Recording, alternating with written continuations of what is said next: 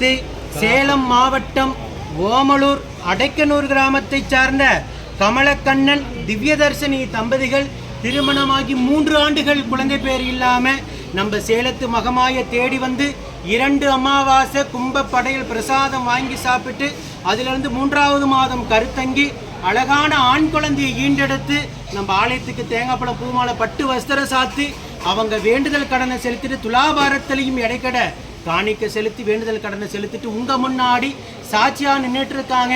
3 ஆண்டு காலம் அவங்க இருந்த கடும் தவ வாழ்க்கைக்கு 2 அமாவாசை சாப்பிட்டு 3வது மாதமே கருவை தக்க வச்சு அவங்க உயிருள்ள வரைக்கும் மறக்க முடியாத நிலையான சந்தோஷத்தை அவங்க குடும்பத்துக்கு இந்த சேலத்து மகமாய் வழங்கியிருக்காங்க.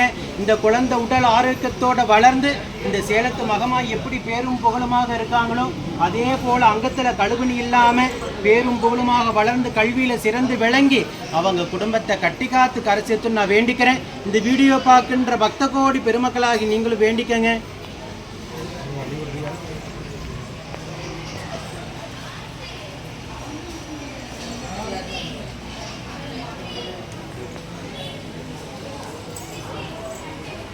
ஓம் சக்தி.